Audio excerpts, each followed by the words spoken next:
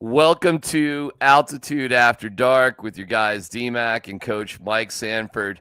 That was impressive. And we will get to see you later in the show. But the Broncos beating the Falcons 38-6.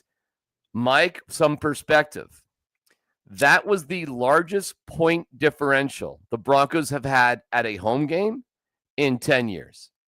That was the biggest ass kicking they've had at home, point differential wise, in a decade. And with that, we start our show. Your overall thoughts, and we'll get to the details, but your overall thoughts on today.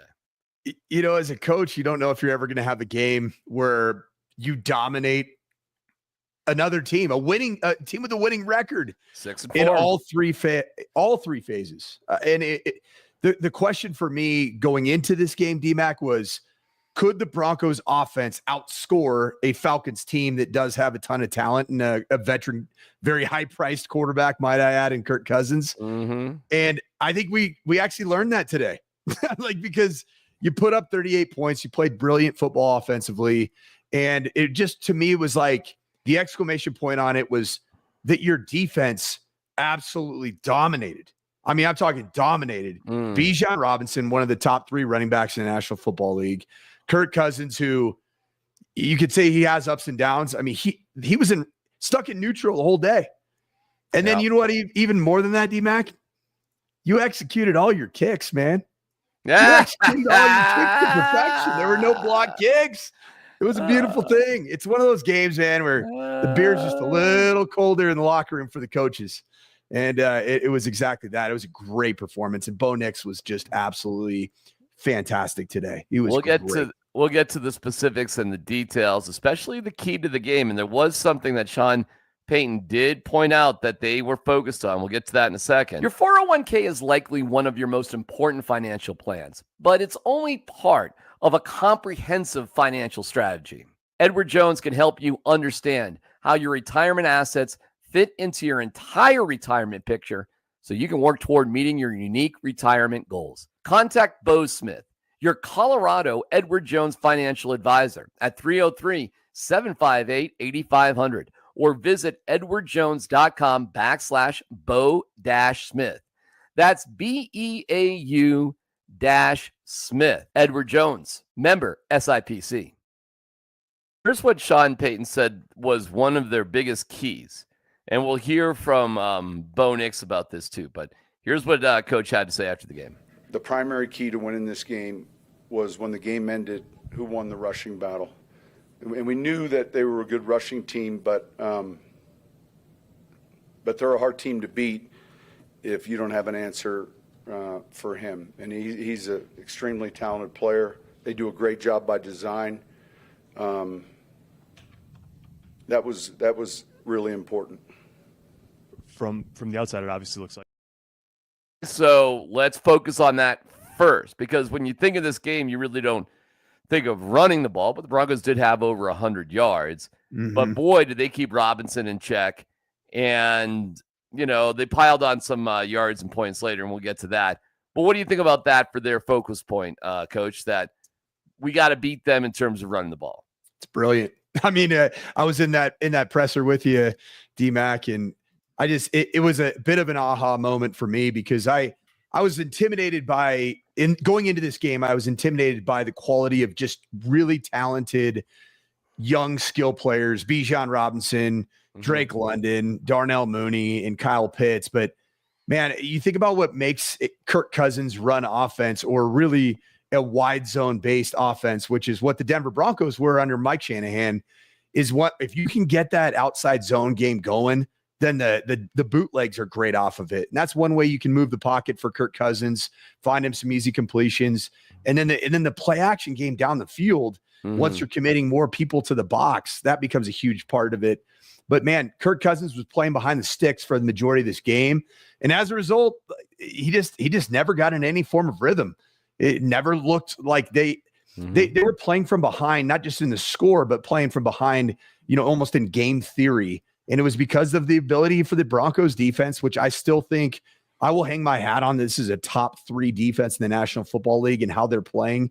you take the 41 points, which happened. I get it, against Baltimore out of there. Mm-hmm. And they're a top 1 or 2 defense in the National Football League. And I just think that they bottled up Bijan Robinson so incredibly well. And that hits a little bit closer to home because I was in one of those fantasy drafts, and Bijan Robinson's been my guy the whole year. So I know how good this guy is, man. He's been feeding families over here at the Sanford household all year.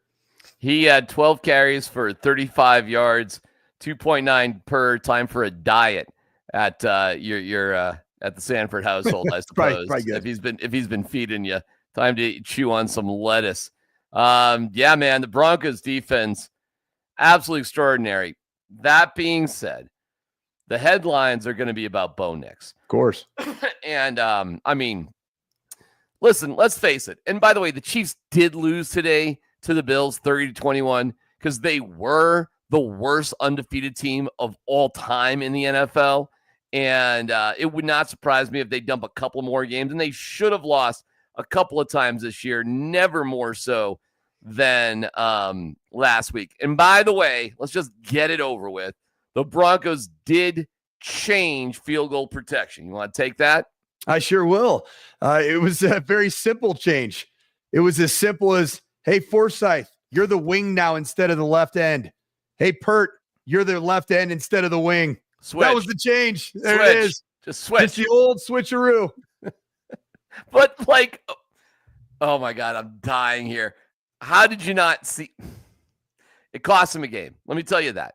Not paying attention to that cost the Broncos a game against the Chiefs, and I put that on the coaching staff. I do. You're 7-4. You're 7-4. 7-4. Put that in your pipe and smoke it. Especially now, considering what is coming ahead for the Denver Broncos. You know what I mean? Like 7-4. Yeah, and as we do this show right now, the Chargers are working the Bengals, and who knows what's going to happen while we're doing the show. But hey, man, guess what their record's going to be? They're going to be 7-3. They're going to brother. The Chargers are going to be 7-3. Okay, that's a good football team right now. Really good football team. Are we surprised, seriously, that you get the right coach and Harbaugh can coach his ass off, and we know what they've got at quarterback? I'm not surprised. Gosh, Herbert is so good, man. Yep. It's insane watching that dude throw the football right now. He's confident. He's got a ground game now that can complement him. He's got a great defense. I mean, that is the AFC West. I put it out a poll question. I actually threw in a third division, but I think it's between the AFC West and the NFC North. I mean, even the Bears today. How about what happened to Caleb Williams? He pulled the Bo Nix Unbelievable. and led the game-winning drive, man. Had it done. Nope. Blocked field goal. Did the same exact thing to the Packers. Same exact. Let him down the field for what they wanted. Field goal to win. Little further than what the Broncos had. Yeah, but still, chip shot by NFL standards. And it was blocked at the middle. I don't know. Oh, my gosh. That's probably a low kick. That's probably a bit of a low. What are you going to do? The guy just stood there with his hand up. I mean, there's nothing the offensive line can do about that. How wild is that? Just the strange nature of the sports that we cover is that in back-to-back weeks, rookie quarterbacks in search of their first signature moment, like the crowning, like the coronation moment, beating a beast in your division. Yeah. Right? Both teams. Yeah. And you get a field goal block after you led a perfect drive. Unbelievable. Caleb Williams was awesome in that game, and all the negativity surrounding him. You know, it's funny. We're going to talk a lot about Bo Nix. One of the takes that really bothered me in the offseason, and this, you could say that I'm finessing my own take about Bo Nix, but one of the takes that really bothered me was that this is just like any other quarterback class. One of these guys will hit, two will be absolute busts, two.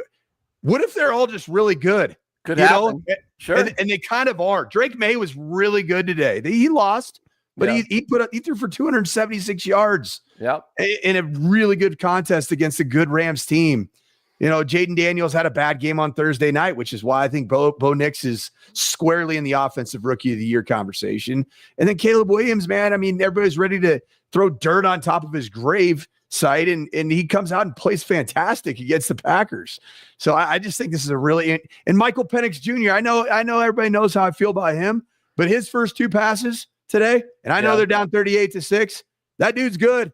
He is an elite thrower of the football, and we haven't even seen JJ McCarthy yet. So it's just this is a good quarterback draft class. Listen, the 2018 draft, you could say the same thing. Josh Allen, aside from Josh Rosen, Josh Allen, Lamar Jackson, multiple-time MVP. Baker Mayfield is the guy. You know what I'm saying? And so is Sam Darnold right now in Minnesota, and that might change. But listen, man, you can go get a hamburger at Burger King, McDonald's, and Carl's Jr. You know what I'm saying? Yep. I mean, they're all hamburgers. You can get a taste. Domino's and Pizza Hut. I would go to Old Chicago, but listen, that's another thing. All right, let's get to Bo Nix. Bo Nix today became the second rookie quarterback in NFL history with 300-plus passing yards, and we can talk about how important that was. 4+ TD passes and a 140-plus passer rating in a game since, and he joined C.J. Stroud, who did it last year. So good for C.J. Stroud and Bo Nix, but that's some interesting category right there. And how much, maybe you can describe what we were seeing out there, how much do you think Sean Payton wanted Bo Nix to get to 300 yards? Maybe not 4 touchdowns, which was nice, but the 300-yard thing, what we saw in the last drive he was in the game. DMac, you can speak to it. I mean, what was going on with meaningless drives? And you're like, they're not going to bring Bo Nix back out. What did I keep saying to you? I was like, Sean wants 3 bills, baby. Well, then we were looking at him like, oh, man, because they were driving the ball pretty well with just running it, but he needed like 40-something yards, right? He needed like a it was like 36 at the time or 34. Okay. So and they were at the 41-yard line. So we're sitting next to each other, and they were running the ball, and they got a first down. I'm like, look where the ball is. I mean, it was just over the 40-yard line. So I'm saying to you, like, well, it's now or never, right? We're going to do this. Hey, Mac, I think you have some revisionist history. You're a little bit older than me. I was talking about that narrative for the entirety of that time, and then I called it, tweeted it. I put my thumbs right where my mouth was, and I said 41-yard play action shot to go over 300 yards. And I'm going to claim that one. I'm going to claim that one. You enjoyed the conversation and you joined in the group think there, but I knew Sean was all about making sure he hits that benchmark. And you know what? Good for him. Yeah. Good for him. And who it went to. Look who it went to. Little Jordan Humphrey. Little Jordan Humphrey. Perfect. So I went over to Little Jordan. He was still doing some media by the time I got into the locker room. And I couldn't help myself. And earlier in the game, he had the catch. We were like, I don't know if it's a catch. It was a catch. Fumble, bounced right up to him. And it's like, wow. And so I asked him about it. How did it feel when the ball just bounced right back to you after? It felt good because I ain't want Coach Payton on my tail, you know what I mean? But, yeah, I just got to hold on to it and, got to be more careful with the ball. And you get the feeling that I'm not going to root against Little Jordan Humphrey, but, bro, that's another fumble, man. And, it did bounce right up to him, and he did score a touchdown.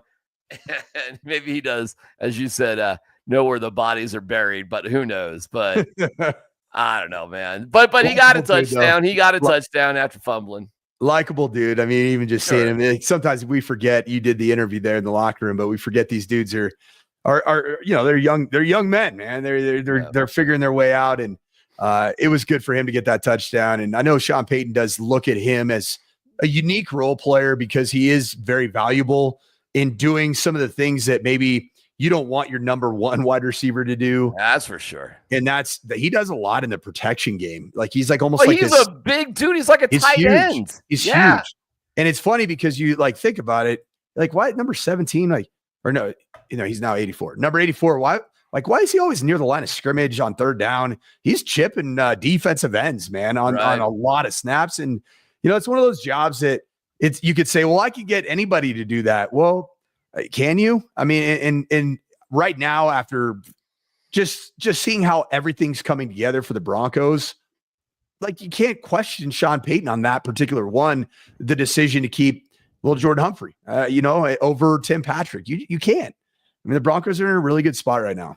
I still really don't trust little Jordan Humphrey, but I don't have anything personal against him. I'm glad he got a touchdown, and that was cool. But let's focus on Bo Nix, okay? And maybe this is the most important thing that Sean Payton wants to establish. Settled in our third down, red zone. I mean, there were a lot of things he did really well tonight. And so there's his hard work, the hard coaching Davis and our offensive coaches spend each week on the game plan, and the players around him. Those guys were finding new ways to get Mimsy involved, and he's making some big plays. And so it's hard to look at one specific thing, and it's a good question, but I think it's also our league. You're learning each week, and then pretty soon you're like, I belong here. And it's clear he belongs here. Hey, Sean. Strong statement, right? Strong statement. I like that. I like the way he said that, the way he verbalized it. It was interesting in that post-game presser. Both Sean Payton and Bo Nix kind of had a general stoicism about it. Like Sean, you just put up over 400 yards of offense. Your rookie quarterback that you put your nuts on the table to say he's the guy just threw for 307 and played essentially a perfect game of football against a team with a 6-3 record coming in. Like, you want to smile a little bit? You want to have a little bit? But you know what? Like on the flip side of that, game recognized game, and I'll say this, coaching and playing, Sean's been doing this a lot longer than certainly me, and at a higher level certainly than me. But you just can't let your highs be too high and your lows be too low. And I do think there's a semblance of stoicism that I believe is rubbing off on Bo Nix. I think that it's almost it's like father, like son a little bit. Even their pressers have similar tones to him, not identical, but similar tones to him, especially after good performances. There's very little in the form of victory laps from either one of those two when it does go well. And I respect the hell out of that. And it's a sense, and I think I've tried to convey this message, getting to be around Bo Nix a bunch. And he's not, listen, this is the whole, hey, he's 24, he's married, he's playing categories with the other wives, quarterbacks, that sort of thing, not going out, they're living in Castle Pines. You know what I'm saying? It's a different type of dude here. It's a guy 24 going on, 50, that sort of thing, not athletically, but maturity wise, perhaps. And I think he belongs because he doesn't feel unique to be in this situation, Mike. He always thought he was going to be here. It's funny. I'm good friends with Alfred Williams, who was a high school superstar in Houston, was highly recruited at college, won a national championship, won the Butkus Award, was a first-round pick. I've talked to Alfred about it a million times. He wasn't surprised or nervous to be in the NFL. He always thought he was going to be there. He's not like Rudy. There are some guys, Mike, who are professional athletes and are not surprised they're there. Of course I'm here. What else would it be? And let's hear from Bo about that. Loaded question. I think there's a lot, many ways to answer that. One, I think, I've said it before, I think everybody on this level, they can feel like they belong and they deserve it, and they, have earned the right to play, on an NFL team, because it's not given out. It's hard work. It's tough to make a roster. So, I think each guy that plays on Sunday, plays, gives a team something, part of their time. I think it's worth, feeling like you belong and you're out there to compete, and your team believes in you, and you can go out there and succeed and find success. But, I feel like, each week, like Coach said, I'm just finding ways to get better and just seeing different things. And, it's always adjusting on the fly and reacting to what you see. And you can study all you want, but, I can't go out there and predict, the plays that they're going to run or what calls they're going to be in. So at that point, you're just reading and reacting. And I think we do a good job of, putting me in a good spot, let me have some answers and choices, and we just go out there and find them. Okay. Great answer. Yeah, and I like that the loaded question piece, because I think Bo Nix knows that there have been some of us in the media that have had the question about is he the franchise quarterback, right? Like that was a huge discussion over the course of last week. Let's just be honest. It's been a huge discussion for the last 10 weeks. And there's no doubting. And I will say this, I will have the audacity and bravery and courage to say that after being in that building today and seeing just the overall operational efficiency, the throws that he made, albeit against, I mean, there were a lot of open coverage, open looks. The combination of Sean Payton and Bo Nix is perfection for what Sean Payton wants, for what this franchise needed. You know, you could point the argument, and there's certainly both sides to this argument about would this team be in the same spot or maybe a better spot if Sean Payton had not cut ties with Russell Wilson and had just doubled down on his on the buy-in factor of, hey, I'm going to adapt to Russell instead of Russell adapting to me, much like Sean did during the 5-game win streak last year, but not so much at the very end when the playoffs were on the line. I mean, I could say this. Sean Payton's Sean Payton, and he's not going to change who he is. No. You know, a zebra doesn't change their stripes. Like they just don't do it. And Bo Nix is the perfect fit for Sean Payton, and Bo Nix is making really good on that evaluation from Sean Payton. Because he's playing smart football. He is not taking sacks at any kind of alarming rate, and he hasn't had a debacle of a game yet. He really hasn't. No, you're 11 starts in. He hasn't had a debacle of a game. Today was amazing. Today was like a high for Bo Nix. We all know that not every game from here on out is going to be like that. Growth is never just a steady climb, right? It's here, boom, down, here again, whoop, down. There's going to be different moments of that this year, but the fit with Sean Payton is absolute perfection. And hey, you know what? Russell Wilson's actually better off too because of the divorce. No doubt. He's doing awesome. He's 4-0 as a starting quarterback. One of the top 3 teams right now, probably in the National Football League. They're 8-2. Cool. Like they're great. Everybody. It's Everybody's not bad. happy. It's not a bad thing. You don't have to. There's no need to talk about Russ taking 4 sacks today and look at him doing it again. No, he's winning football games.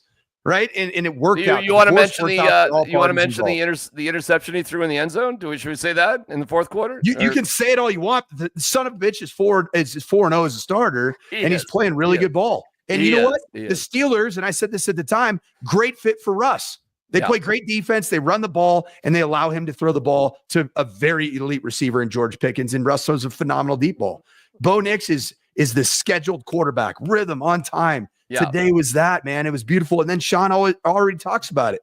He talks about it all the time. Is when he does go off schedule, he takes care of the football. Yeah. And that's exactly what he's continued to do. And that's a great trait of Bo, is that he just doesn't put the ball in harm's way. No turnovers for Bo today. 1 sack. And he was being nice about the offensive line is playing well. The sack was McGlinchey got pushed in by Matthew Judon, got pushed into Bo Nix. Yeah. I mean, Bo Nix got sacked by Mike McGlinchey's ankles, basically, you know. And as you pointed out to me, that might be on Bo a little bit because McGlinchey just drifted a little bit. But I mean, McGlinchey Judon got underneath his pads a little bit, right? I mean, he did, but maybe if Bo were to not have dropped his deep or stepped up, he wouldn't have been in that. But it wasn't a great moment. But listen, what are we talking about here? These are extreme first world problems. I mean, that was it on the day. Other than that, but we also did know how bad Atlanta's pass rush was. We did know that. It's almost like it almost needs to be studied. How bad is I don't get it. Like I was on the elevator with some Falcons. I don't know what he is, but probably a media mogul, some older guy that's been around the franchise, and he said who was the last really good pass rusher the Falcons had? It was like a long time ago. God. Because somebody said to him, like, your guys' pass rush can't get home. He goes, it hasn't gotten home since blah, blah, blah. And I'm like, that guy played in the damn 90s. These guys how do they not have a pass rusher? You know, that is funny. That is a funny deficiency. Like sometimes teams just, like the Bears can't find a quarterback. That's a major deficiency. But like, I never even thought about that with the Falcons. They've never really had a good pass rush. That is kind of weird, isn't it? Right? Well, and I thought I don't even know. Did Dallas Turner end up going to Atlanta? I don't think so. Because I thought that for sure Dallas Turner from Alabama was going to be drafted by the Falcons, and he was there for the taking of that spot, and they went elsewhere. I don't even know. Well, who the I hell mean, was they talking. did take Penix. This is funny. Oh, it took Penix. It took Penix. Right. Yeah, in they the traded first up. round. Right. Yes.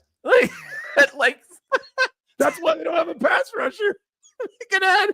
They could add Dallas Turner. That is what was so confounding with what they did, picking up Kirk Cousins and having and I don't know. It doesn't make any. I thought it was one of the stupidest drafts. It's nothing against Penix. Nothing against Penix. It's just it didn't make any sense. It made no sense because they were deficient at other places. Yeah, and you should have doubled down to go win with a guy you just spent gazillion dollars on getting in free agency. Yeah, and by the way, what are you telling Kirk Cousins? Hey, bud, welcome to the team. By the way, get ready to leave. Or, hey, we're not going to help you, which was what happened with Aaron Rodgers and Jordan Love way back then. And it's true. You're not doing anything to help me now. I get it. You're trying to help you later, but you're not helping me now. I mean, that can't feel great. It does. It does help a franchise avoid having years like some franchises see the Broncos the last 9 years, right? Yeah. It does. There's some brilliance in it, and there's some why would you ever do that in it as well? All right, we'll get to CU, by the way, so hang on for that. We'll hear a little bit from Prime and talk about that in a minute. But I want to do some X's and O's with you because when we talk about quarterbacks, and that is your specialty, and I don't know if my observation was right or not, but it does feel, man, when you get those big passes over the middle of the field, woo, that is an exciting play. It looks like a dangerous throw, and Beau talked about that after. Really zip some passes in the middle of the field. And I am curious if that's a more confident throw for you now than maybe at the beginning of the year. It feels like it gets the offense and your flow going better when you can hit those type of passes. Yeah, so we got some shell and some two deep safety looks today, which opens the middle of the field, and I feel like we've been confident with those throws, all year long. Today we just got through the progressions, got to some of them. I know two off the top of my head was Vele down the middle was a good one. Between the safety, I thought that was extremely courageous to go through there, knowing that you could possibly get hit, and then Cortland same way, almost the same throw, but those two just. Typical of what you get from them every day. They're always battling, finding ways to get open. They don't care if they're going to take a hit. They're, willing to go through there for the betterment of the team. And, football's a tough game played by tough people. And, we know that we're going to have to continue to do, that kind of stuff. Throw it, all spaces on the field to have success. And, sometimes you got to take what they give you. And they were giving us some inside, over the middle shots today. Okay, coach us up. Coach us up. Well, I will say this. I actually thought that Beau's best NFL worthy throw throughout the first 10 weeks of the season has been that dig cut. It's been to a lot of times to Cortland Sutton. It's that 16 to 20 yard deep breaking in concept. And, he's shown the ability to make that throw. And I was shocked today. And every time a team comes out and plays too high zone coverage against the Broncos, I'm like, did you watch the film at Oregon? This dude absolutely feasts on cover 2 and cover 4, which is two high split safety looks. And he'll eat you up. He's super accurate in the underneath intermediate areas. He'll play on schedule. It's always, to me, it's like more the tightly contested man looks that Atlanta played very little of today. And I was shocked. And when I saw that, and actually it's strangely been across almost all of the NFC South teams have played very soft zone coverage throughout the majority of the games against the Broncos, and just doesn't add up to me. But I mean, you look at Beau's performance against too high coverage, he has been fantastic. His best NFL throw, and I haven't watched the replay of it. I was enamored with the throw today, but is the one he talked about to Devon Vele. And that was actually not a dig cut. That was 4 verticals. And Devon Vele was he was like running the bender against the split safety look. I appreciate Beau giving credit to Devon Vele for being unbelievably brave in that moment.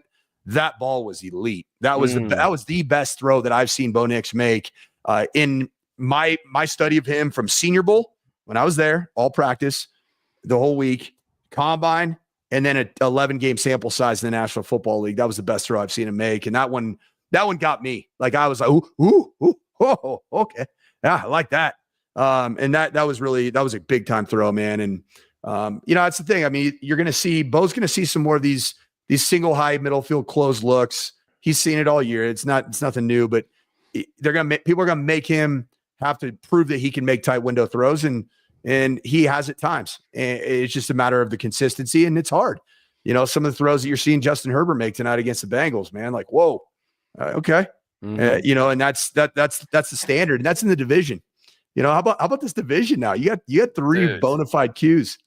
I mean, you got the wait till Shedeur is playing with the Raiders. Oh my gosh, Prime coaching them. Oh my gosh, seriously, think about that, because the stars are aligning for at least the Shedeur to the Raiders part of it. I mean, it's going to happen. You're going to have Patrick Mahomes, the greatest maybe of all time. We'll let that play out. We don't know. Justin Herbert, who might be the most physically gifted of all time. I don't know. Bo Nix, he's playing lights out as a rookie and as a winner. Dude's a freaking winner, and he's unbelievable makeup, everything between the ears. And then Shedeur Sanders that makes throws from angles that I haven't seen very often in my lifetime, especially the college level. It's unbelievable. We'll get to see you in just a moment. Hang in there for that. But what would you say, Scott Hastings? Listen, I was extraordinarily, we have the tape to prove it, excited on draft night when they took Bo Nix. And it wasn't just because they were following through with my overall quarterback philosophy. I was specifically excited about Bo Nix because I just felt once the Broncos make that plunge, I knew it came with Sean Payton signing off on it. That made me excited because I saw ownership, GM, coach, quarterback, all on the same page. And that was so exciting. And I really did think, no matter what, Bo was the perfect guy for Sean. Now, what I had heard was Jaden Daniels was their favorite. But okay, fine, cool. I get it. It was number 2. But yeah, you're never going to get him. So just like I said, get a hamburger at Carl's Jr., McDonald's, or Burger King, or whatever. You know what I'm saying? Like, yep. Okay. And I know there are years where there's more than one, coach. There's just more than one. You don't have to. And that is the one cliche that drives me nuts. Well, if you love them, take them. What fucking coach and team has taken a first-round pick they didn't love at the time? Where have you drafted a quarterback in the first round, especially in the top 15? You're like, I don't know. It's ridiculous. Of course you love him at the time. To play a bit of a contrarian, would you argue that any quarterback that's been drafted in the top 15, every single time that's happened, would you not also say, DMac, that your statement about head coach, owner, general manager all being on the same page, that was the case probably with Kenny Pickett? That was probably the same case with Josh Rosen. Yes. So it is about, at least from my vantage point, it's about trusting your own evaluation of the player. And in the case of this, I mean, at least after today, today is a day where you can take your damn victory lap and without question.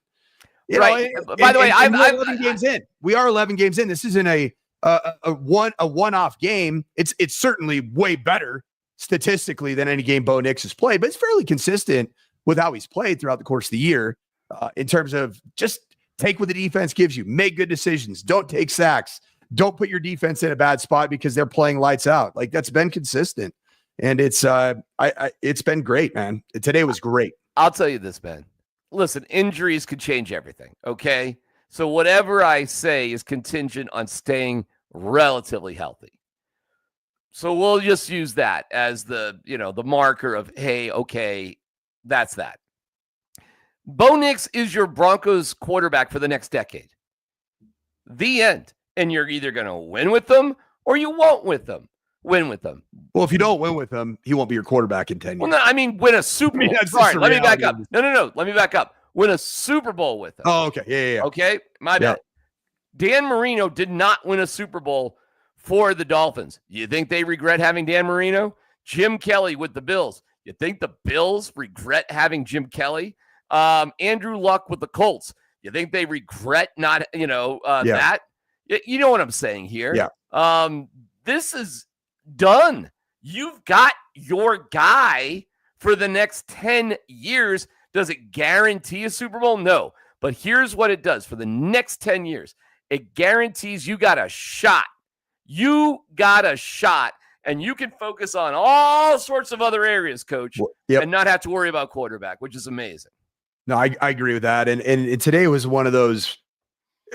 Today was one of those days that you put your flag down clearly. Like there's no debating for even the naysayers, like myself, like I have been. There's no doubt that's the guy that you are undisputed. You are going to build around, and you start getting better pieces. Now, I will say this: some of the pieces are starting to look pretty good around him right now. What do you like? Yeah, I just love the rookie movement, man. Even at the receiver position, Devon Vele, I don't know what he ended up with, but he was 4 catches for 66 yards at one point. Did he end up having another catch? I don't remember. I got it right here. Vele 4 for 66. Yeah, and that was like middle of the third quarter. He had 4 for 66 with a long of 33. By the way, explosive plays. Yeah, there were a lot of them. I'll give you a 23-yard for explosive to Cortland, 33 to Vele, 41 to Little Jordan, 37 to Marvin Mims. Are you kidding me? 4 explosive 20-plus yard plays. That's big time, Coach. And then there's another 15-yard pass to Javonte Williams, 12-yard pass to Nate Atkins, which was a touchdown. I mean, wow. And I don't want this podcast to finish without me getting something off my chest. That was the best coach game I've seen. Best play call, best play design, best rhythm that I've seen from Sean Payton since he's been the head coach of the Denver Broncos. And it's not particularly close. Just think 2 years ago, you were dealing with Nathaniel Hackett and malpractice, and that was happening. Right. It's played out in real time. That was 2 years ago. Right. And Sean Payton has been the adult in the room that everybody was hoping that the Broncos were going to get when, frankly, the inmates were running the asylum when Nathaniel Hackett was here. And so the audacity and the bravery of this ownership group to admit the mistake, because it was. Admit the mistake and then go out and be willing and have the pockets that are deep enough to go out and get somebody who's established. Sean Payton, I started turning like for me, when I watched him coach at training camp, like actually coach, I was like, this guy's not just, the star of a movie about his time that he won at the Saints. That's kind of what my perception was. And he's this kind of grouchy curmudgeon. He's kind of an asshole. And he loves to control the narrative and all these things that I believe to be.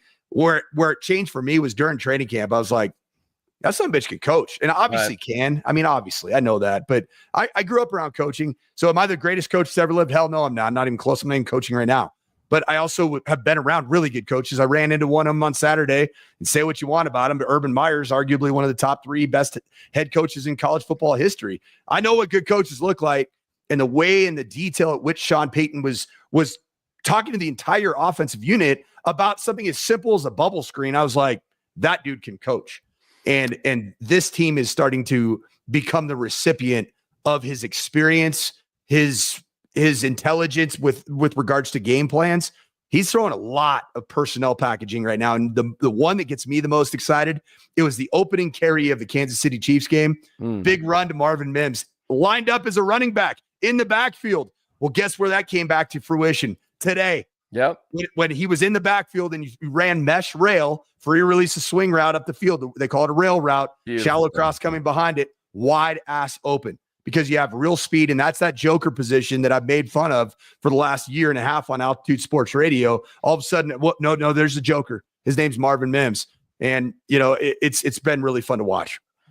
We'll get to see you here in just a second. Do you see yourself traveling, working part-time, or moving somewhere warmer when you retire? Beau Smith, your Colorado Edward Jones financial advisor, can make your retirement goals a reality. He can help you figure out where you are today and how to get where you expect to be. Working together, you can plan for what you want and be ready to take on anything unexpected along the way. Call him at 303-758-8500 or visit edwardjones.com/Beau-Smith to get started today. That number again, 303-758-8500. Edward Jones, member SIPC.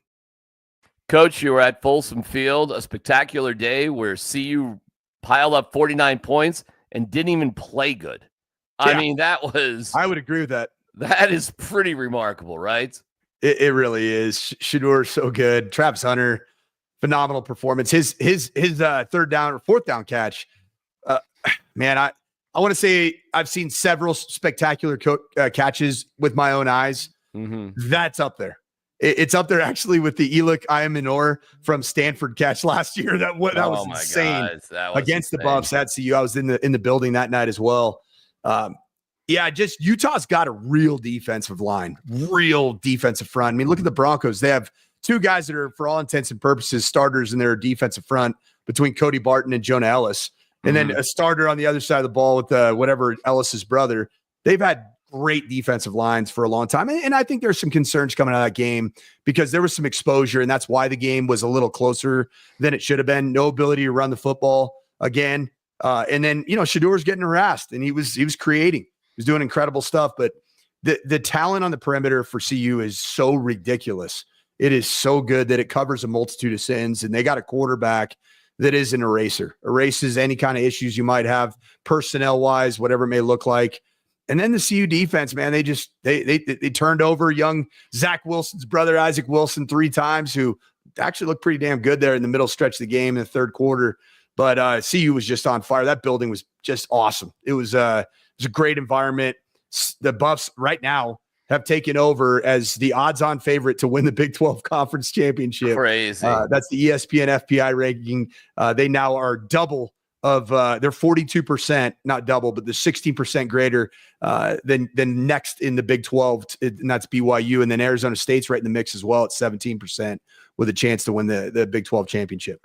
Yeah, Arizona State, I watch every game because my son went there. We're big Sun Devil fans here in our household. Nobody knows anything about this team. And what Dillingham has done down in the desert is actually unbelievable. They are the quietest good team maybe in the country right now. And they play BYU this weekend in Tempe.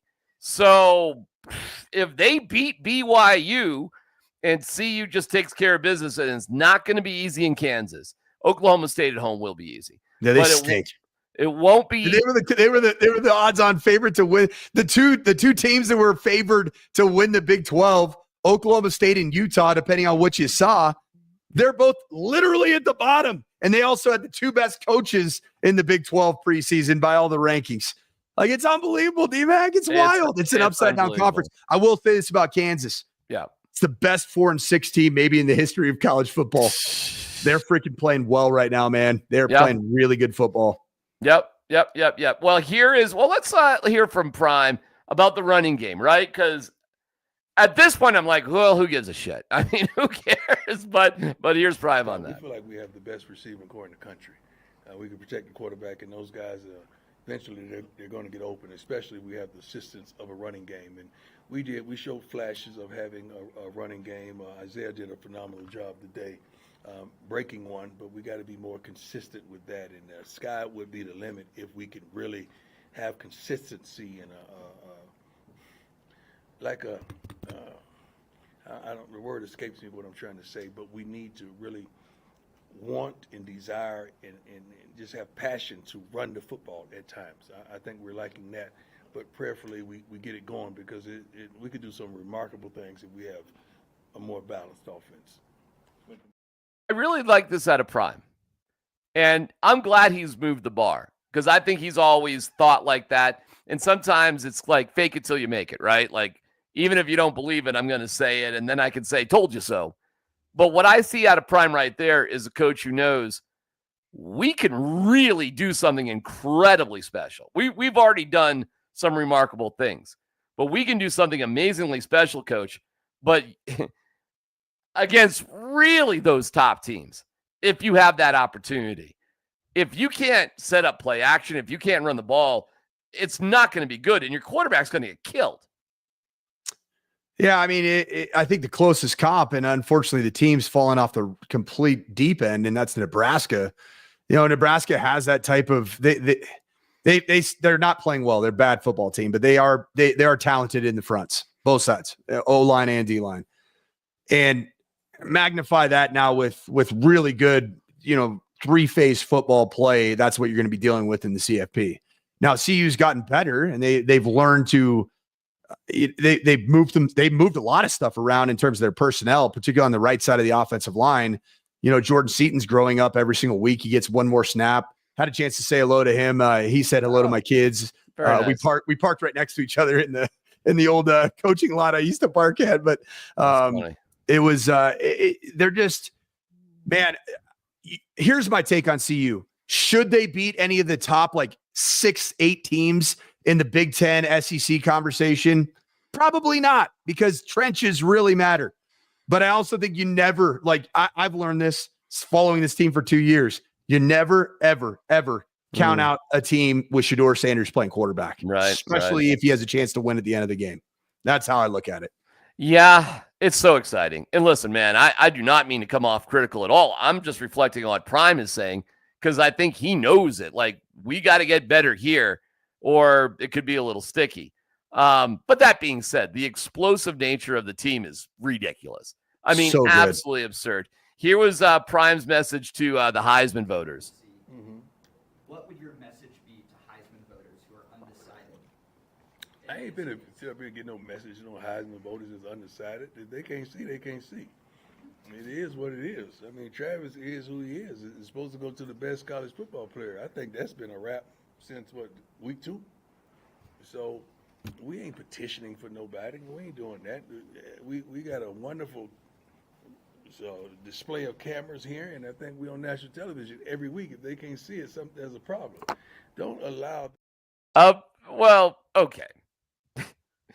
There might be a 30-member staff on the CU social media team, Coach. And trust me, they're promoting Travis. They're doing their job. They're doing their job. But it's different when it's come from the head coach's bully pulpit, right? Yeah. And Travis Hunter is hopping on PJs on bye weeks to get on college, on a game day and big noon. And you know what I'm saying? You'd have to be living under a rock right now to not know about Travis Hunter, right? I mean, under a rock. Now, Shedeur's a little bit different.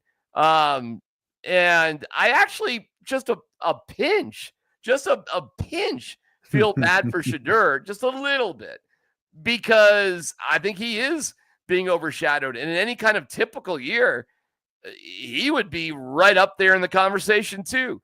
But I just don't see the voters, going with two guys like that, right? I mean, that's not going to happen. Well, let's just call it like it is. I mean, I think Shedeur Sanders has been amazing, even in his own stumping from the microphone of what he believes should be the clear Heisman Trophy winner. And that's not he has a case. He has a really good case, in my opinion. He has a great case, and he's stumping for his teammate and his long. I mean, they've been homies for a long time. They're boys, man. They go way back. Yeah. And I think Shedeur Sanders is more than okay with Travis Hunter being the Heisman Trophy winner. This team keeps winning. And then quarterback number 1, which will ultimately be draft pick number 1, will absolutely be Shedeur Sanders. And I think he's going to be just fine with that. All right, one last one for us as we wrap things up. And we'll be back on Thursday for Altitude After Dark at 8 o'clock as the Broncos get ready for the Raiders and a huge matchup with CU in Kansas. So we look forward to talking all about that. And by the way, we can see the comments. It's a busy show here tonight. Thank you for all your comments. I'm glad you guys are all chatting amongst each other. We really, really appreciate that. Liking and subscribing really helps. So keep that in mind. I just want to go off on a kind of a fun one, and that's Charlie Offerdahl. Let me play this for Prom.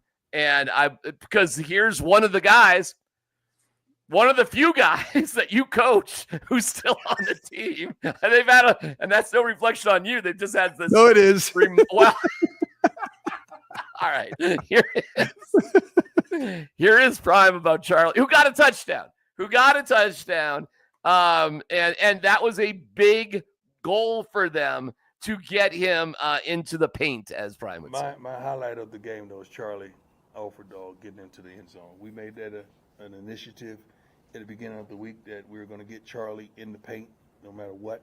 And young men on that line, they took that serious. The staff took it serious, and we only had one attempt to try it, and he got it there on the first one, which was wonderful. So I'm proud of Charlie, of who he is and how he represents this program. He's a 4.0 student. He's above board on everything, never on anybody's list, and helps everyone that ever endeavors to come to him for advice, for support, for.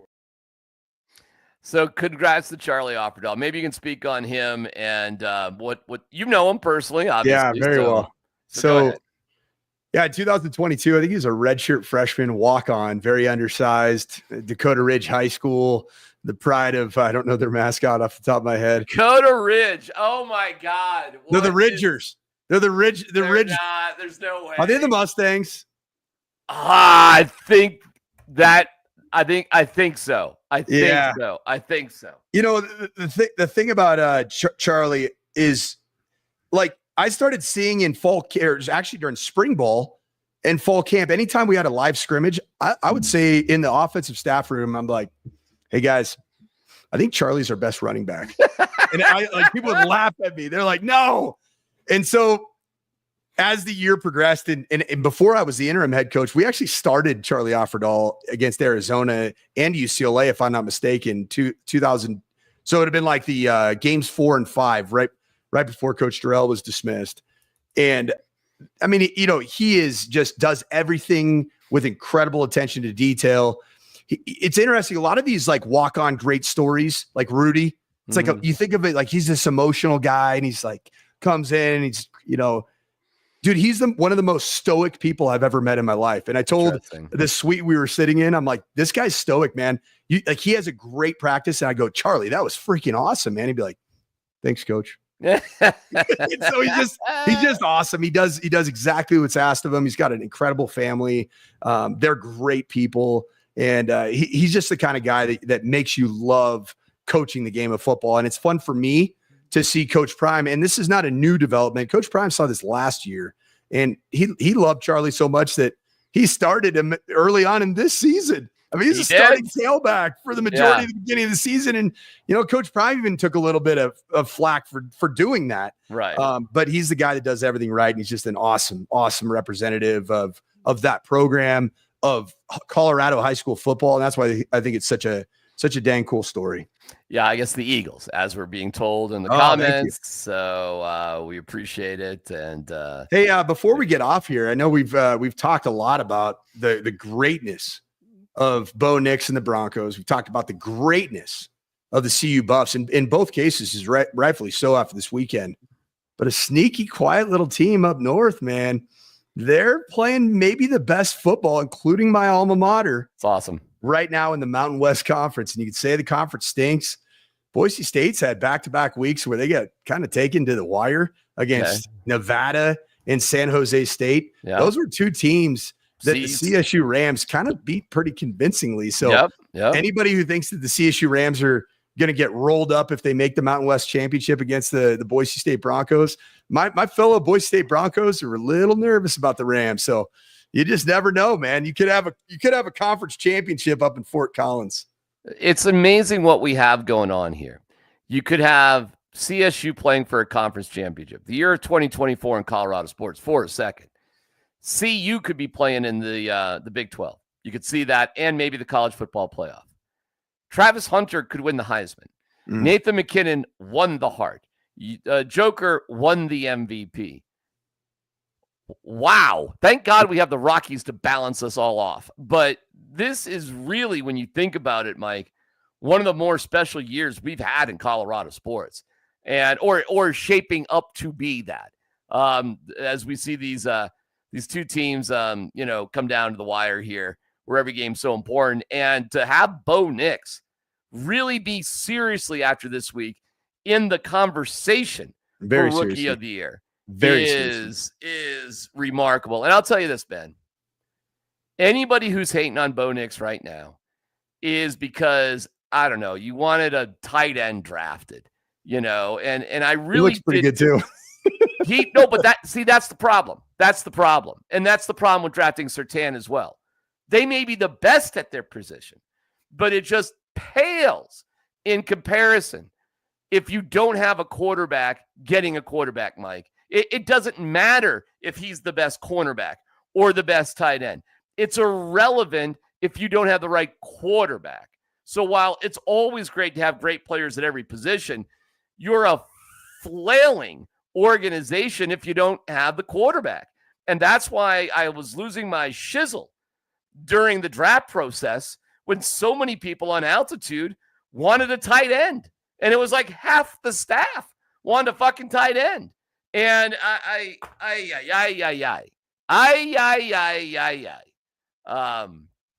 so that's why I was so happy. And I'll tell you this, man, I am very curious who that's going to be, who's going to speak with the mouth and the words that they don't believe in Beau now. I mean, what else, seriously, dude, would it take? So that's my message to the haters, brother. Brock Bowers, 13 catches, 126 yards, 1 touchdown, top 5 in the National Football League across all pass catchers. Awesome. With 70 catches right now. Fucking A. What's the record? See, that's the great thing is that they have set the table for the quarterback to come in and look really good as a rookie. How Kyle Pitts do today, by the way? What's that? Kyle Pitts, how do you do today? Nothing. One catch, one catch, like 9 yards. Yeah. There's that. And he plays with a $40 million a year quarterback. Yeah, not practice over there. My man. All right. Well, we'll see what everybody has to say. They all wanted tight ends with the morning show. So, okay, we'll see what they got to say. Nobody liked Beau. Mark Mosier 2 weeks ago was like, we've got to have a conversation about Beau Nix. Remember that? Jibber jab from Moj. Scott Hastings. Perfectly legal. They're all entitled to their opinions. It's the beauty of sports talk radio. I get it. Otherwise, it would be state sponsored. And I don't agree with, I'm not a big fan of socialism and media controlled by the state or by DMac. I'm not controlling shit. I'm just saying what is blatantly obvious at this moment. That's all. Was I right? Yeah. But if I was wrong, I would come out and say it too. Let me tell you this. I was wrong about Russell Wilson with the Steelers. I thought that was going to be an absolute disaster. I really did. I was right about that one. I thought he was going to play well. And you nailed it. I'll tell you something else I was wrong about. I was wrong about CU. I was. I still don't like the bully aspect of things, but I didn't think they would get it together like this. However, I got to give Prime credit because he just changed things that weren't working. And I'm glad he's not so set in his ways and giving over more to Livingston and Shermer. And I think he has, actually. And he's a extraordinary recruiter, extraordinary. And he just kind of is staying in his lane, and it's going great. And I didn't think they would have that kind of success either. So, okay. You know what this year's been about for all 3 head coaches in the state of Colorado? They have stood strong, even amongst arrows coming in their direction on what they believed would get their teams to where they'd get. In the case of Sean Payton, it's drafting Beau Nix, the 6th quarterback at number 12. And it's paid off. Yeah. And there's questions about that. You got the 6th best at your position at the draft spot of 12. That was the discussion, at least in my eyes. And then you got Coach Prime, who just doubled down on his belief in what he had amongst a lot of people saying that you're crazy. Yeah, this is all hype. It's all bark. It's no bite. They got some damn bite now. And then honestly, Jay Norvell, he was on the hot seat like 5-6 weeks ago, DMac. Like people, CSU Rams fans were calling for his head after the CU game. Crazy. You know why? You know what he did and how he stood up on what he believed? He changed an offense that he ran at Nevada. It was the air raid offense. It was high flying. It put up yards and points. And he went to a very, very almost like Big Ten West ground and pound, play great defense and win football games by letting the other team screw it up. And guess what? He's undefeated in conference play. And that's what the storylines to me is that 3 head coaches with a lot of arrows flying in their direction. They stood strong. They stood their ground. Well, I should take the higher ground, as should CU. You don't have to have thick memories about haters. All you have to do is appreciate those who are now on the same page if they've changed their mind. You don't have to live in the world of shitty receipts. And I welcome that. I think there was reason to have doubts about CU and some reasons to have doubts about Beau. I'll give you that.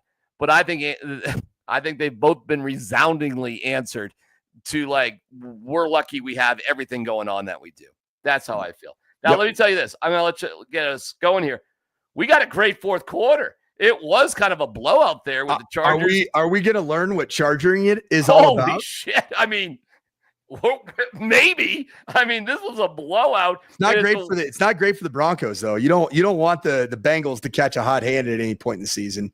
They got some ground to make up. You control your own destiny and all those things, but Joe Burrow and T. Higgins and Jamar Chase, man, that's a scary combination down the stretch. I do want to show you one last thing before we sign off. I do, at the end of the day, pick up a couple of free media sandwiches. You always do that? Yes. a couple of sandwiches just for snacks for later. Because I don't have time from getting home till we start the show. I don't have like time for dinner with the family and all. I don't know what you do. You have real kids, but I grab real a couple. Kids. He's got fake kids. They're just fake. They're not real. I got grown. Hey, listen, when your kids can hop in their car and just go to the bar, it's a different story compared to your kids. You should get those. I see a fishing for cards who loves throwing shade at me. I love fishing for cards, but I saw him say you should have got it signed by Sutton. Kind of have your own version of the tortilla that was signed from Lubbock, Texas by Shedeur Sanders.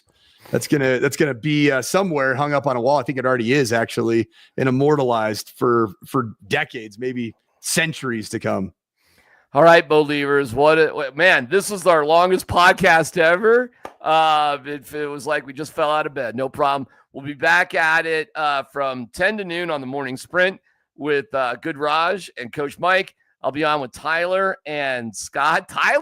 Scott is in Memphis. Are you following what's going on there with the Nuggets? Okay. I guess all the games aren't that important. 2 games, but 2 bad ones.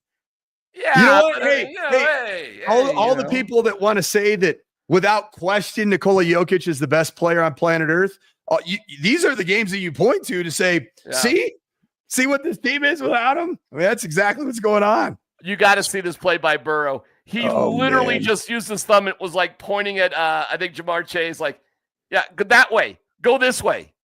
This way. That literally happened on an NFL field. Go this way. And they have tied up the game at 27. So let's get out of here and watch this great football game.